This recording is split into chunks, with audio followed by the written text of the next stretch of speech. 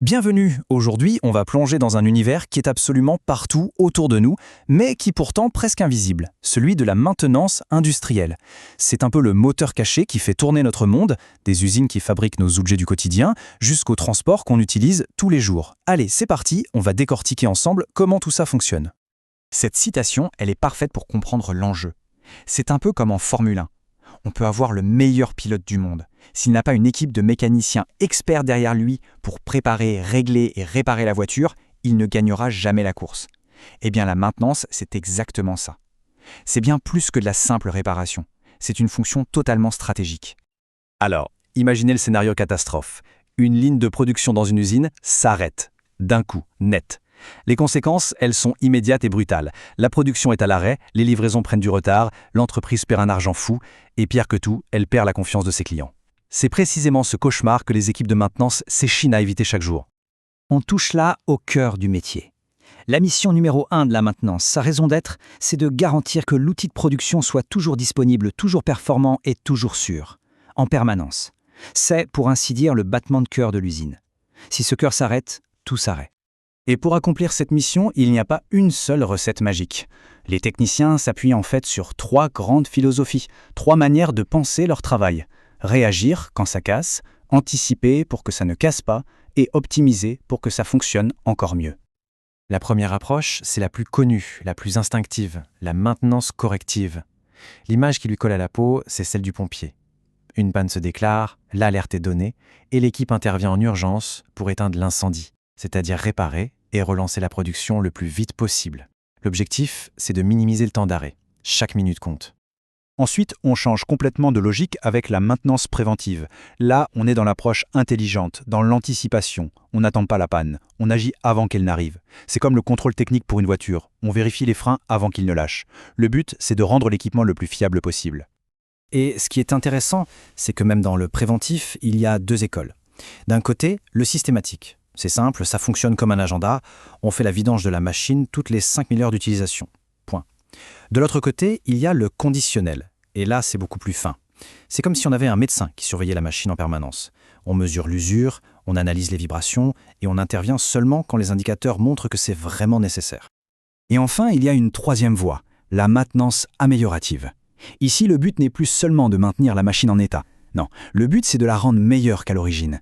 On va chercher à la rendre plus fiable, plus sûre, ou même plus performante qu'à sa sortie d'usine. C'est vraiment le travail d'un préparateur qui cherche à optimiser les performances. Ok, on a vu les grandes stratégies. Maintenant, il faut bien comprendre que toutes les interventions n'ont pas la même complexité. En fait, on les classe sur une échelle de 1 à 5 qui va du tout petit réglage à la refonte complète de la machine. Alors concrètement, ça donne quoi? Le niveau 1, ce sont les gestes de base que l'opérateur de la machine peut faire lui-même. Les niveaux 2 et 3, on monte d'un cran. On fait appel à des techniciens, d'abord qualifiés, puis carrément spécialisés pour des diagnostics pointus et des réparations plus complexes. Et enfin, les niveaux 4 et 5, là on est dans l'élite. Ce sont des opérations lourdes qui demandent des équipes d'experts ou qui sont même réalisées directement par le fabricant de l'équipement. Et alors, qui sont ces gens capables de maîtriser tout ça? On les surnomme souvent les médecins des machines, et l'image est parfaite.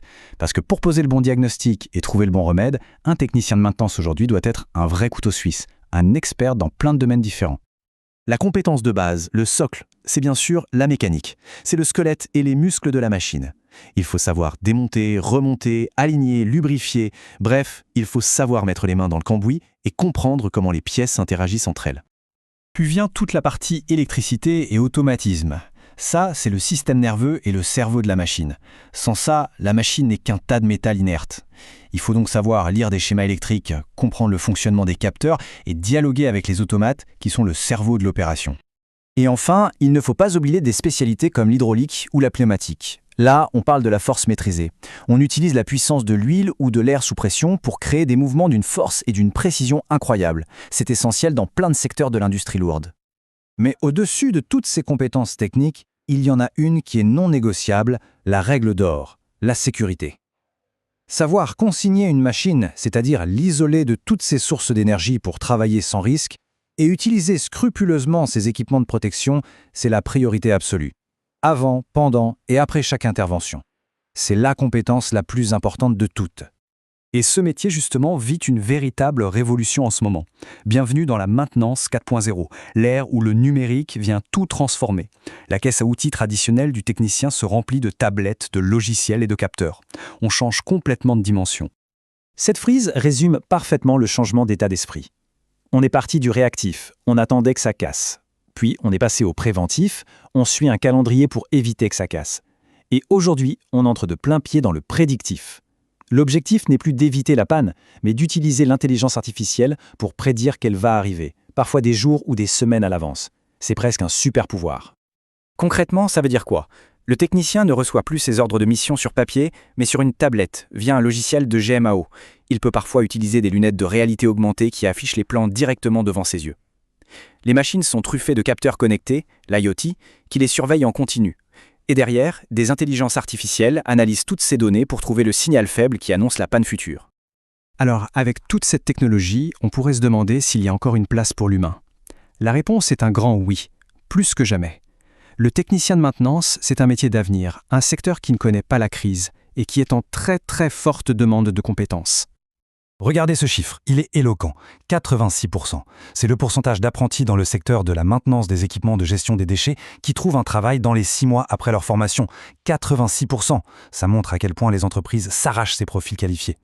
Et des opportunités, il y en a absolument partout. Dans l'industrie automobile, l'aéronautique, l'agroalimentaire, bien sûr, mais aussi dans les infrastructures comme les transports ou l'énergie, et même dans les bâtiments pour les ascenseurs ou la climatisation.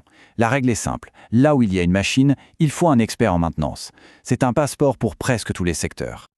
Alors la prochaine fois qu'un train arrivera pile à l'heure, qu'une lumière s'allumera quand on appuiera sur l'interrupteur, ou qu'un produit sera bien là, en rayon, au supermarché, on pourra peut-être se poser la question. Derrière ce monde qui fonctionne si bien, il y a toute une armée de techniciennes et de techniciens qui, dans l'ombre, s'assurent que la grande machine ne s'arrête jamais de tourner.